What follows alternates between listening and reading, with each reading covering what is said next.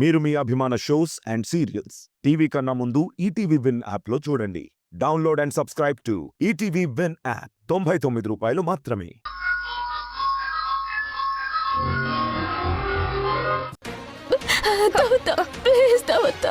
మమ్మల్ని వెళ్ళిపోమని చెప్పొద్దా? నాకు సాపైన బతుకైనా మీ ఇంట్లోనే దావద్దా? అవును వదినా, మా అమ్మ చేసిన దానికి కోపం తగ్గకపోతే కాసి తీరా నన్ను కొట్టు తిట్టు. నీ కోపం తగ్గే వరకు మమ్మల్ని ఏదైనా చెయ్యి. అవును వదినా. వదినా, అంతేకాని ఇన్నాళ్ళు ఈ ఇంటితో ఏర్పడిన బంధాన్ని మాత్రం తెంచేకు వదినా, తెంచేకు. ప్లీజ్ వదినా, మమ్మల్ని వెళ్ళొద్దని చెప్పు వదినా. మేము వెళ్ళము వదినా, మేము వెళ్ళము. బంధాలు అనుబంధాల గురించి మీరు మాట్లాడితే దెయ్యాలు వేదాలు వల్లించినట్టుగా ఉంటుంది కన్యాకుమారి.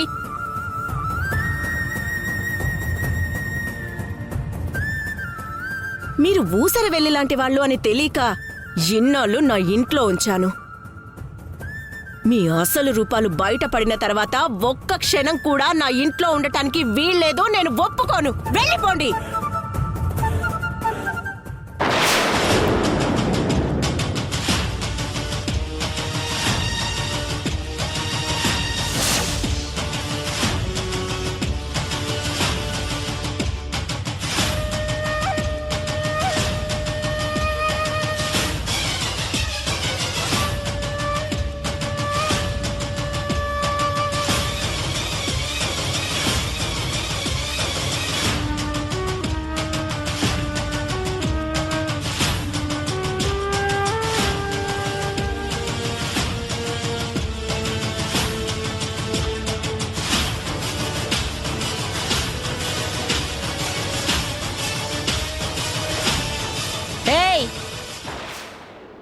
ఏంటే మళ్ళీ ఎందుకొచ్చారు?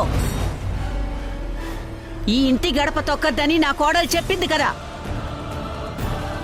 అసలు ఈ ఇంట్లో అడుగు పెట్టద్దని ఆల్రెడీ చెప్పింది కదా. మళ్ళీ ఎందుకొచ్చారే? నీ కూతురు చేసిన చండాలమైన పనికి మిమ్మల్ని అదే కనుక నేనైతే నరికి పారేసేదాన్ని. నా కోడలు దమయంతి కాబట్టి ఇంకా మిమ్మల్ని నిలబెట్టి మాట్లాడుతుంది. వెళ్ళండి.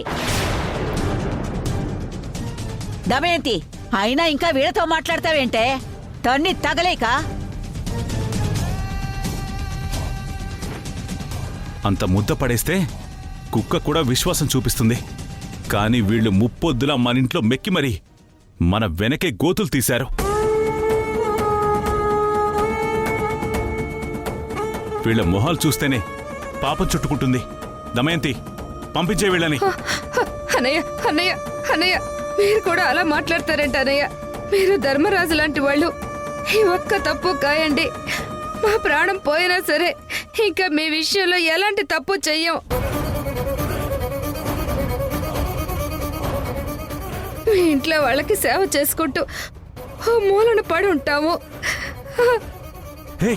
మీ కాళ్ళు పట్టుకుంటాను అన్నయ్య. ఒప్పుకోండి అన్నయ్య, దయచేసి ఒప్పుకోండి. మీరు తప్ప మాకు వేరే దిక్కు లేదన్నయ్య. దయచేసి వదిలికి చెప్పండి. మమ్మల్ని ఇంటి నుండి పంపించొద్దని చెప్పన్నయ్యా, చెప్పన్నయ్యా. ఇప్పటి వరకు మీరు చేసిన సేవలు చాలు. నమ్మిన వాళ్ళని మోసం చేసే రకం మీరు.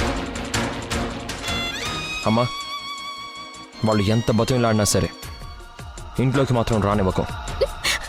అబ్బే అబ్బే, నా పట్టే నాకెంత ఇష్టం, ఎంత ప్రేమ నీకు తెలీదా? నువ్వు లేకుండా నేను బతకలేనబ్బే. అబ్బే, ఓ పంచే మమ్మల్ని ఇంట్లో నుంచి పంపించే బదులు నువ్వు నీ చేతులతో నా ప్రాణం తీసేయబ్బే.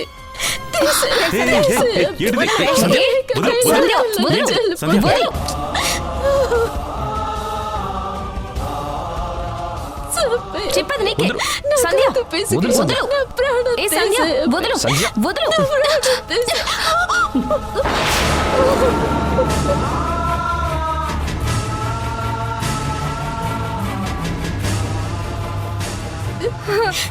అమ్మే,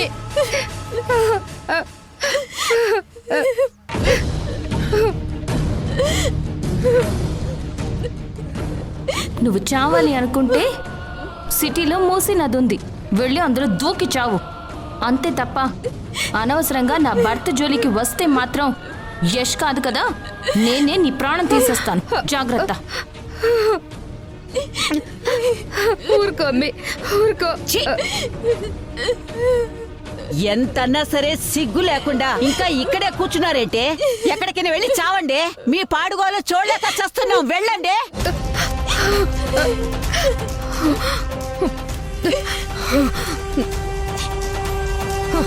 అమ్మి లే, అమ్మి లే.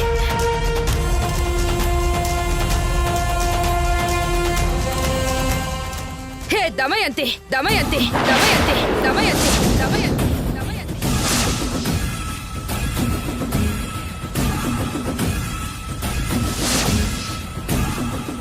ఇప్పుడు మర్యాదగా మమ్మల్ని ఇంట్లోకి రానిస్తావా, లేక జరిగిన నిజాలన్నీ మీ అత్తయ్యకి చెప్పేమంటావా?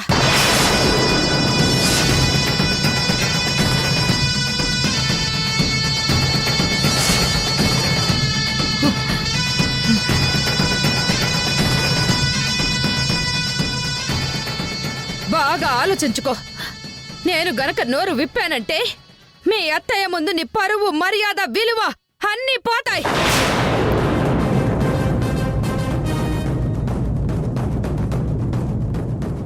నా మాట విని రాజీ పడితే నీకే మంచిది. ఆలోచించుకో.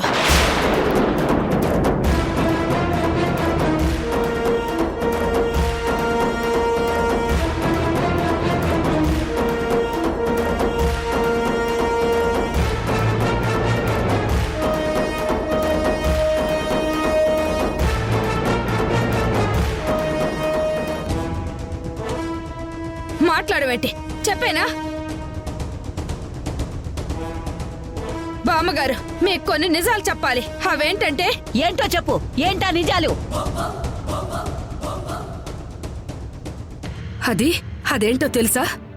నీ కోడలు దమయంతి ఉందే, అదేం చేసిందో తెలుసా నీకు?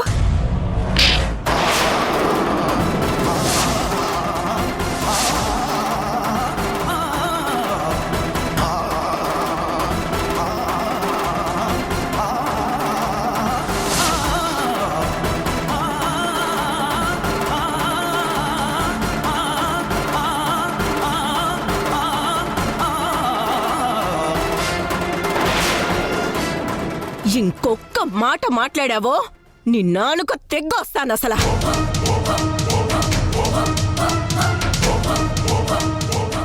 దమయంతి, అదేదో నిజాలు చెప్తానంటుంది కదా, చెప్పకుండా ఆపుతావెందుకే? చెప్పనివ్వు, చెప్పవే.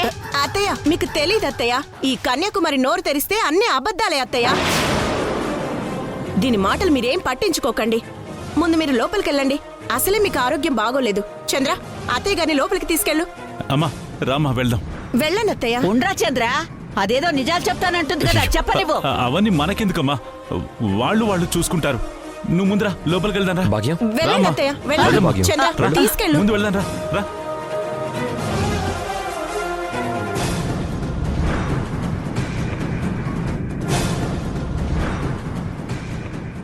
ఏయ్! అవి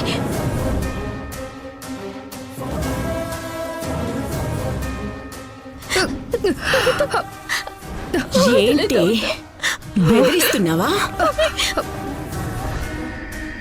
నేను నీతో రాజీ పడాలా, లేదంటే మా అత్తయ్యకి నిజాలు చెప్పి నా పరువు తీస్తావా? అందితే జుట్టు, అందకపోతే కాళ్ళు. నువ్వు దేనికైనా తెగిస్తావే, ఎంతకైనా దిగజారుతావు. ఇప్పుడు తెలిసిందే మీ బుద్ధేంటో. ఇలాంటి కుటిల బుద్ధున్న మిమ్మల్ని అసలు ఇన్నాళ్ళు భరించటమే నేను చేసిన తప్పు. వెళ్ళండి. నా కళ్ళ ముందు కనిపించొద్దు. వెళ్ళిపోండి. కనిపిస్తే నేను ఏం చేస్తానో నాకే తెలీదు.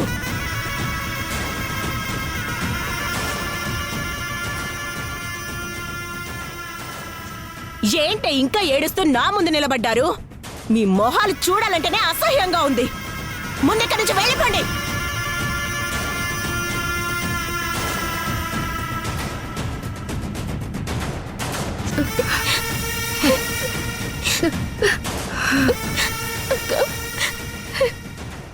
ఇంత జరుగుతున్నా నువ్వేం మాట్లాడు వెంటక్క.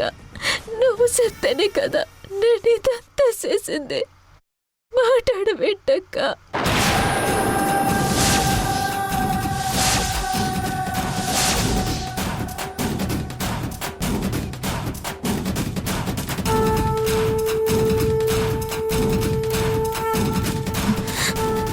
కొంప తీసి ఈ ప్లాన్ చెప్పింది నేనేనని అత్తయ్యకి చెప్పేస్తుందా ఏంటి? ఇప్పుడు ఏం చేయాలి? ఏంటి మధు, సంధ్య ఏం మాట్లాడుతుంది? నువ్వు చెబితే అది చేయడం ఏంటి? అసలు సంధ్యకు నువ్వేం చెప్పావు? అదే అత్తయ్య, మీతో మంచిగా నడుచుకుంటే ఏ రోజు కాకపోతే ఏదో ఒక రోజు నిన్ను అత్తయ్య ఇంటి కోడలుగా చేసుకుంటారు కాబట్టి మరిది గారికి దగ్గరవ్వటానికి ప్రయత్నించు అని చెప్పాను. కానీ ఈ సంధ్య ఇంకోలా అర్థం చేసుకొని మరిది గారి క్యారెక్టర్ అసాసినేషన్ చేయాలని చూసింది.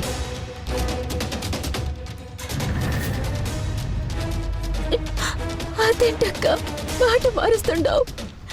నువ్వే కదా ఏంటి మాట మార్చేది?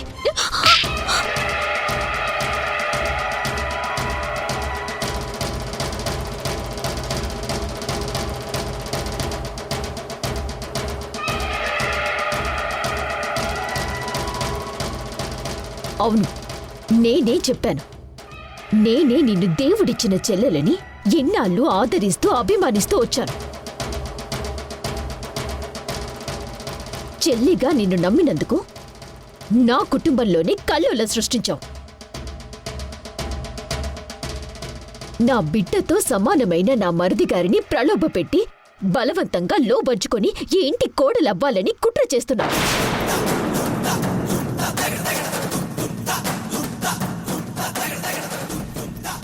నిన్ను సపోర్ట్ చేసినందుకు అక్కగా నేను అత్తయ్య ముందు తలదించుకునేలా చేశావు. అత్తయ్య గారిది మంచి మనసు కాబట్టి నన్ను ఏమీ అనలేదు. లేదంటే మీతో పాటు నేను ఇల్లు వదిలి వెళ్లాల్సిన పరిస్థితి వచ్చేది.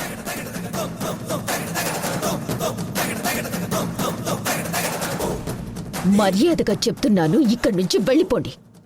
లేదంటే అత్తయ్య గారి కంటే ముందు నేనే మిమ్మల్ని మెడుపట్టి బయటికెంటేస్తాను. వెళ్ళండి.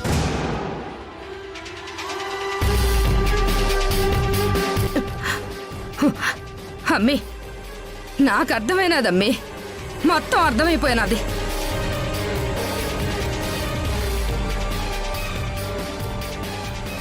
ఎవరి అవసరాలకు తగ్గట్టు వాళ్ళు మనల్ని వాడుకుని అవసరం తీరిపోయాక నాటకాలు ఆడుతూ ఉండారు.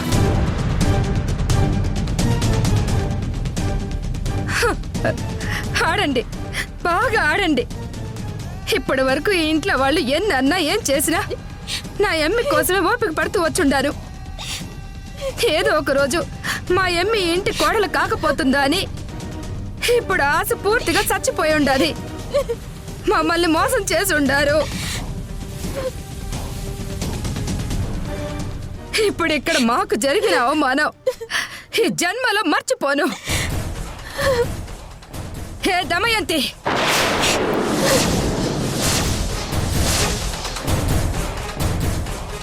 నేను చెప్పేది గుర్తుపెట్టుకో. నన్ను నా ఎమ్మిని నీ అవసరాలకు వాడుకుని ఇప్పుడు వదిలించుకోవాలనుకుంటా ఉండవు కదా?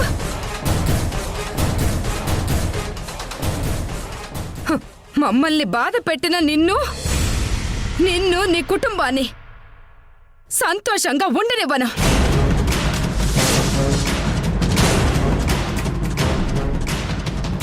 నా కళ్ళతో నీ కుటుంబం నాశనం అవటం చూడాలి. అంతవరకు నిద్రపోను.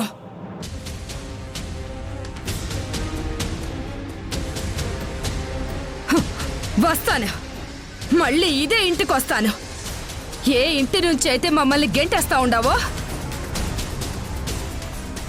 అదే ఇంటికి నా కాళ్ళు పట్టుకుని నువ్వే రమ్మని బ్రతిమలాడతావే, ఆ రోజు తప్పకుండా వస్తుంది చూడు. నీ మీద ఇంతకింతకి పగ తీర్చుకుంటాను. ఒకవేళ నా పగ తీరకపోతే చివరికి చచ్చి దెయ్యమైనా సరే నిన్ను పట్టి పీడిస్తానే. నిన్ను వదిలిపెట్టనే. నిన్ను వదలను.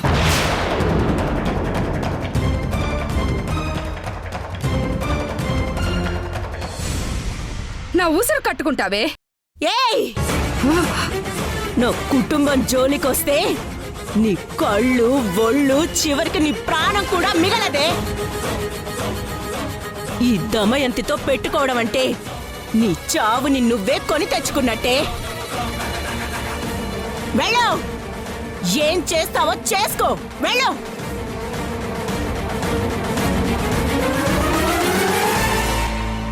ఇంకోసారి నా గడప తొక్కితే మాత్రం ప్రాణాలు తీసేస్తాను. వెళ్ళిపోండి.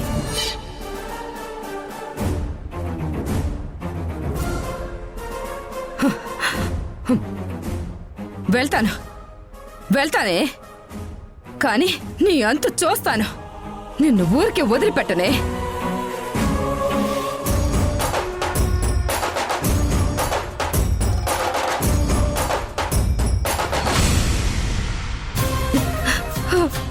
అమ్మే పద, ఏడవకు. రా అమ్మే.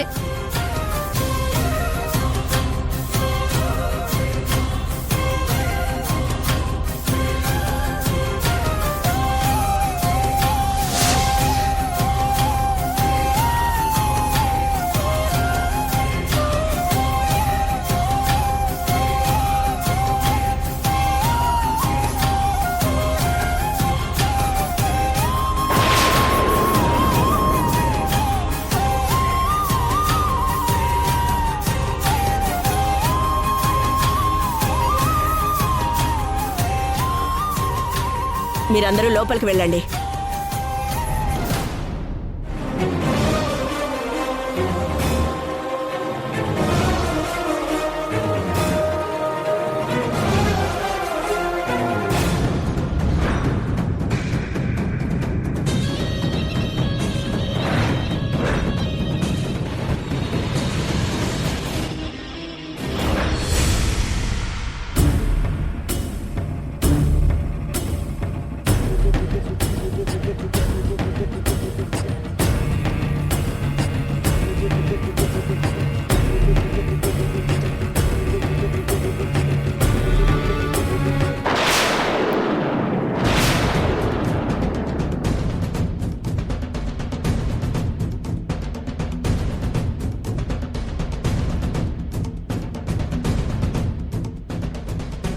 ఏంటి మీ బతుకులు రోడ్డు పాలు చేశానని నా మీద కోపంగా ఉందా?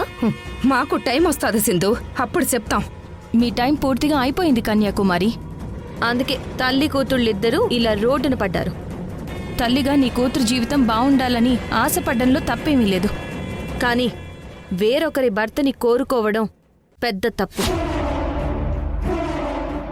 ఇప్పటికైనా అది అర్థం చేసుకుని నీ పాడు బుద్ధి మార్చుకుని నీ కూతురు ఇష్టపడేవాడికి ఇచ్చి తన పెళ్లి చేయి. లేదా మంచి సంబంధం చూసి పెళ్లి చేసి అత్తారింటికి పంపించు. అంతే తప్ప ఇలా ఎవరి ఇంట్లో పడితే వాళ్ళింట్లో ఉండిపోకండి. ఉంటే ఇప్పుడు చూశారుగా ఏం జరిగిందో అదే జరుగుతుంది. ఇక నుంచైనా అన్నీ మర్చిపోయి హాయిగా బతకండి. మేము ఎలా బతకాలో మాకు బాగా తెలిసిందో. నువ్వేం మాకు నీతులు చెప్పక్కర్లేదు. యశ్ అబ్బి నా మెళ్ళో తాళి కట్టేంత వరకు వచ్చినా నువ్వు మా పెళ్లి కాకుండా చేసి యశ్ అబ్బి నన్ను అసహించుకునేలా చేసి మరీ ఇంట్లో నుంచి బయటికి పంపించుండావు. నిన్ను మాత్రం వదిలిపెట్టినా. నేను యష్ని నిజాయితీగా ప్రేమించున్నాను. నా నిజాయితీని నీరు కార్చుండావు. అది మర్చిపోనా? ఏమన్నావు సంధ్య? నిజాయితీనా? నిజంగా నువ్వు యష్ని నిజాయితీగా ప్రేమించుంటే ఇలా దొంగదారిలో యష్ని మోసం చేసి యష్ మీద లేనిపోని నిందలు వేసి యష్ని బలవంతంగా దక్కించుకోవాలనుకుంటున్నావా? హే సింధు, ఏదో మమ్మల్ని ఇంట్లో నుంచి గెంటేయించినంత మాత్రానా ఎక్కడితో అంతా అయిపోయిందనుకోకు. మా ఎమ్మి జీవితాన్ని నాశనం చేశావు. నా కూతురికి దక్కాల్సిన కోడల స్థానంలో నువ్వెన్ని రోజులుంటావో నేను చూస్తాను.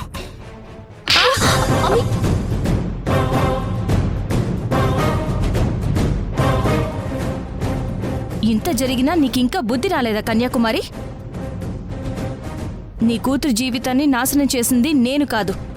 ఆ అత్యాశతో నీ కూతురి మనసులో లేనిపోయిన ఆశలు రేపి దాని జీవితాన్ని నాశనం చేసింది నువ్వే.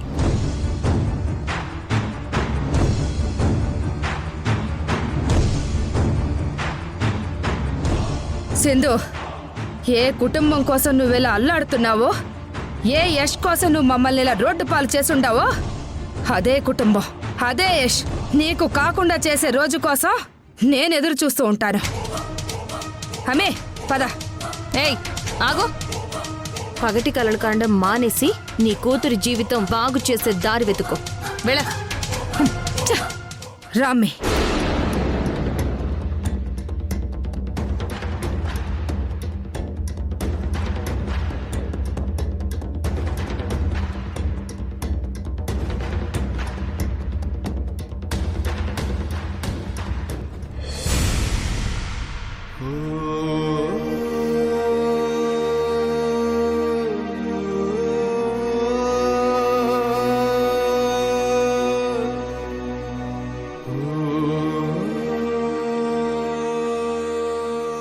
ఎందుకు యష్ నీలో నువ్వే అంత బాధపడుతున్నావు?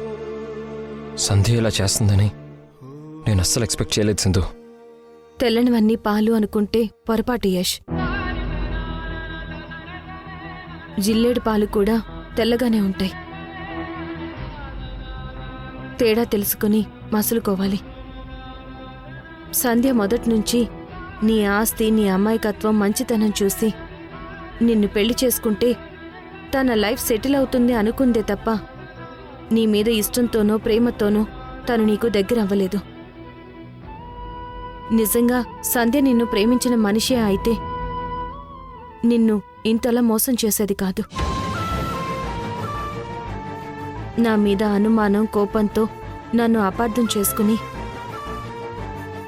మీ అమ్మ చెప్పిందల్లా నమ్మేసి సంధ్య మెళ్ళలో తాళి కట్టడానికి సిద్ధపడ్డావు. కోపాలతో, తాపాలతో భార్యాభర్తలు విడిపోవడం, మళ్ళీ తిరిగి కలిసిపోవడం ఇదంతా సహజంగానే చాలామంది భార్యాభర్తల మధ్య జరుగుతూనే ఉంటుంది. అందుకని ఆ కోపంతో వేరే పెళ్లి చేసుకోవాలనుకుంటే మాత్రం అది జీవితంలో మళ్ళీ చెరుపుకోలేని పెద్ద తప్పుగా మిగిలిపోతుంది యష్. ఎవరైనా సరే భార్యాభర్తలుగా విడిపోవచ్చు, కానీ ఒక్కసారి వాళ్ళకి బిడ్డలు పుట్టాక తల్లిదండ్రులుగా ఎప్పటికీ విడిపోలేరు, విడిపోరు కూడా.